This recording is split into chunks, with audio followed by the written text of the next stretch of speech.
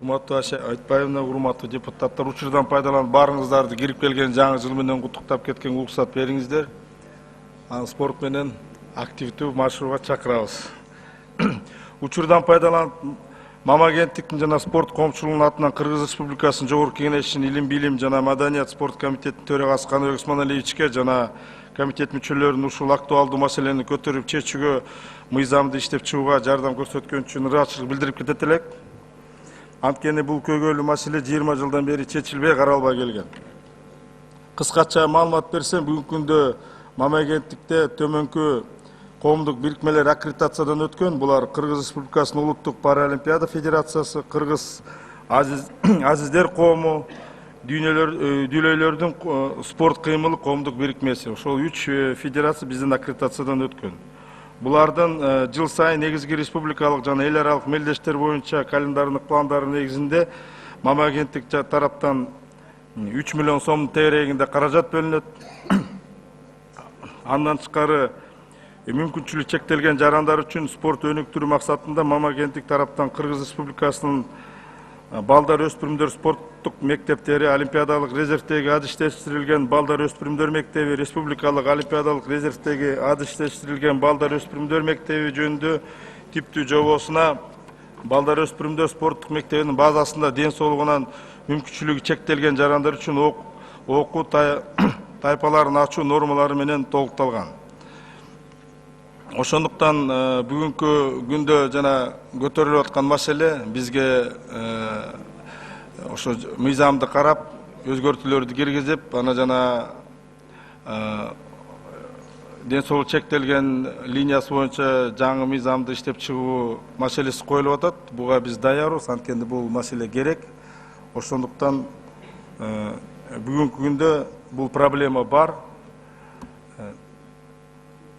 Суроолор болсо мен жооп бергенге даярмын. Мурат Назарбекович, скажите, пожалуйста, сколько паралимпийских детских юношеских спортивных школ у нас существует в республике? У нас практически так отдельно паралимпийских школ нету. Единственная школа при мэрии есть школа горнолыжного спорта и по силовым видам. Там паралимпийцы занимаются. Поэтому проблема это есть. И по стране, кроме этой школы, практически нигде школ нет. Хорошо. Скажите, пожалуйста, сколько по ведению госагентства необходимо таких школ в регионах нашей страны и вообще в городе Бишкек? Не только по горнолыжным, там же амрейслинг, игровые виды есть. Видите, мы промониторили и пришли к выводу, что по всей стране практически очень мало людей, кто хочет, то есть занимаются инвалиды. Сегодня мы посчитали их в радиусе 80-90 человек всего. И то в основном это занимаются люди тяжелой атлетикой.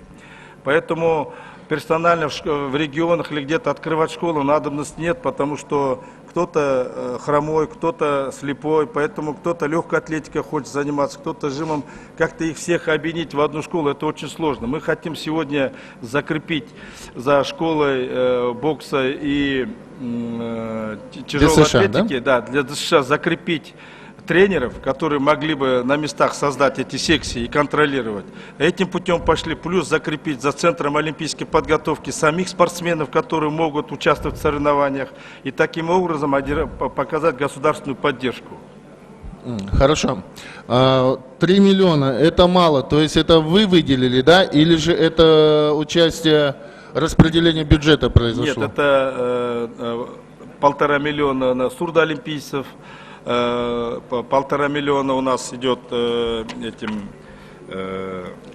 с ограниченными возможностями. И паралимпийцам, почему выделили в этом году, в прошлом году всего лишь 50 тысяч, они аккредитацию прошли всего только в ноябре.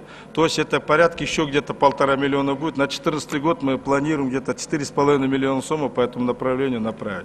Сегодня этих денег в принципе достаточно. Самое главное нам сегодня организовать и привлечь их заняться спортом.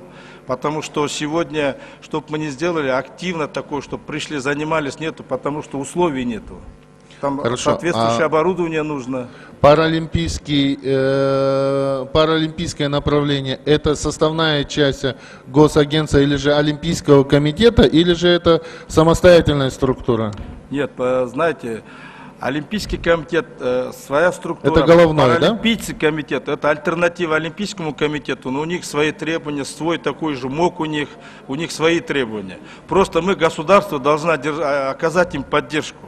До сегодняшнего дня они были сами по себе. Вот сегодня, я говорю, благодаря комитету этот вопрос подняли, и сегодня хотим создать им условия. То есть на переходный период, да? Да. На переходный период оно находится в ведении Олимпийского комитета, как подразделение? Нет, она отдельная федерация, Паралимпийская федерация, отдельная структура. Отдельная структура. То есть, но структурно она же подчиняется Олимпийскому комитету или нет? Нет, у них отдельно, у них такой же НОК, как и они, поэтому там совсем со своим другая- офисом, со своими методиками. Так, как решается вопрос предоставления времени в залах Я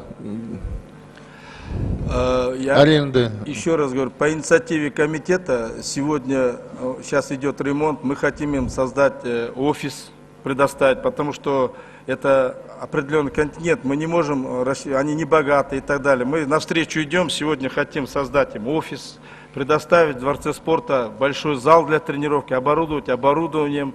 И еще говорю, впервые закрепляем за школой Ханыбек Осмоналиева, там отделение открываем. Плюс Центру олимпийской подготовки мы их закрепляем. То есть сегодня они будут уже с определенной структурой, с определенным финансированием.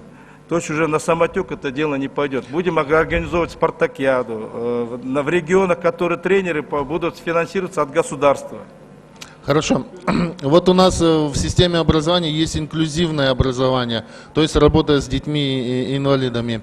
В этой связи вы сотрудничаете с Министерством образования, чтобы и в школьной программе присутствовал вот именно раздел для наших паралимпийцев, инвалидов, детей уже? Откровенно скажу, эта тема еще не затронута. То есть будете работать, да, с Министерством? О том, чтобы и в школах эти были разработаны программы. Теперь не готовится ли закон о том, тот, кто помогает инвалидам, получает какую-то поблажку налог? Но это касается общего спорта, но, к сожалению, я думаю, Чолпон Алыевна инициирует этот закон. Мне кажется, просто в связи с нашим возможностями бюджета и есть нехороший опыт и России, и других стран, когда там элементы коррупции под этими. Нам сначала надо механизм отработать, как это будет реализовываться, потому что под это... Да, в этом... 10 секунд, закончите. Хорошо.